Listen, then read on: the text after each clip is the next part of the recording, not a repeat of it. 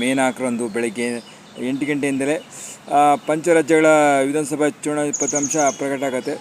ಮತ ಎಣಿಕೆ ಮೊದಲು ಆರಂಭ ಆಗುತ್ತೆ. ಫಲಿತಾಂಶ ಸುಮಾರು 12 ಗಂಟೆಗೆ ಘೋಷಣೆ ಆಗುತ್ತೆ. ಅಂದರೆ 10 ಗಂಟೆಗೆ ಅಂದಾಜು ಗೊತ್ತಾಗುತ್ತೆ, ಬಟ್ 12 ಗಂಟೆಗೆ ಘೋಷಣೆ ಆಗ್ತಾ ಬರುತ್ತೆ ವಿಧಾನಸಭಾ ಫಲಿತಾಂಶ. ಈ ಇತ್ತಗಳ ಮತ್ತು ದಾವಣಗೆರೆ ದಕ್ಷಿಣ ಮತ್ತು Bagalkote assembly by election result ಬರುತ್ತೆ.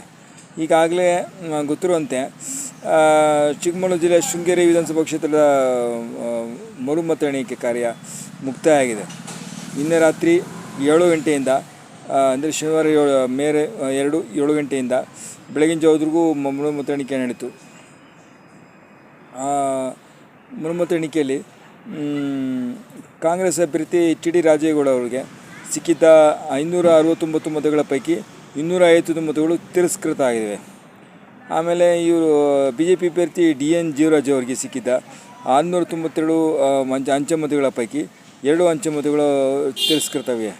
ಮೊದಲು ಹೇಳಿದ್ದು ಅಂಚೆ ಮತಗಳು, ಬರೀ ಹೇಳ್ತಿರೋ ಅಂಚೆ ಮತಗಳು. ಜೀವರಾಜ್ ಅವರಿಗೆ 569 ಅಂಚೆ ಮತಗಳು, ಅದರಲ್ಲಿ 555 ಮತಗಳು ತಿರಸ್ಕೃತವೆ.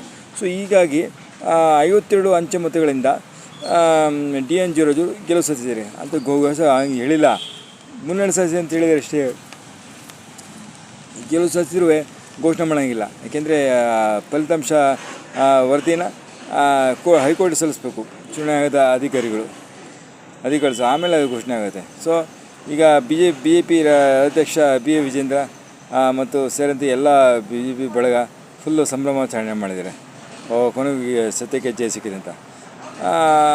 ಆ್ಯಕ್ಚುಲಿ ಅದು 3 ವರ್ಷ ಹೋರಾಟ ಮಾಡಿ DN ಜೀವರಾಜು ಕೋರ್ಟ್ನಲ್ಲಿ. Great, appreciate. ಈಗ ಅನಧಿಕೃತವಾಗಿ BJPಗೆ ಇದೆ. ನಾಳೆ ಈಗ BJP ಮೊದಲು ಓಪನಿಂಗ್ ಖಾತೆ ಶುರು ಆಗಿದೆ ಕರ್ನಾಟಕದಲ್ಲಿ. ಆಮೇಲೆ ನಾಳೆ ಅಸೆಂಬ್ಲಿ ಎಲೆಕ್ಷನ್ ಏನಾಗುತ್ತೋ ಗೊತ್ತಿಲ್ಲ. ಸದ್ಯಕ್ಕೆ ನಮಗೆ ಸಿಕ್ಕ ಮಾಹಿತಿ ಪ್ರಕಾರ ಕಾಂಗ್ರೆಸ್ಸು ಚುನಾವಣೆ ಅಂದರೆ ಭಯಪಡ್ತಿದೆ. ನೋಡಿ, ಈಗ ಪಂಚಾಯತ್ ಚುನಾವಣೆ ನಡೆಯಲ್ಲ. ಈಗ ಮೇ 14-15ಕ್ಕೆ ಮುಂಗಾರು ಬರುತ್ತೆ, ದೇಶಕ್ಕೆ ನೈಋತ್ಯ ಮುಂಗಾರು ಬರುತ್ತೆ. ಈ ರಾಜ್ಯಕ್ಕೆ ಬೇಗ ಬರುತ್ತೆ. ಮೇ 3ನೇ ವಾರದಲ್ಲಿ ಬರುತ್ತೆ, ಮುಂಗಾರು ಬರುತ್ತೆ, ಜ್ವರ ಬರುತ್ತೆ ಅಂತೇಳಿ. ಹಾಗಾಗಿ ಚುನಾವಣೆ ಅಷ್ಟಕ್ಕಷ್ಟೇ. ಕಾಂಗ್ರೆಸ್ ಪಕ್ಷಕ್ಕೆ ಎಲೆಕ್ಷನ್ ಅಂದರೆ ಭಯ. ಪಂಚಾಯತ್ ಚುನಾವಣೆ ಇಲ್ಲ, GB ಚುನಾವಣೆ ಇಲ್ಲ, ಯಾವ ಚುನಾವಣೆ ಇಲ್ಲ, ಅಸೆಂಬ್ಲಿ ಎಲೆಕ್ಷನ್ ಅಷ್ಟೇ.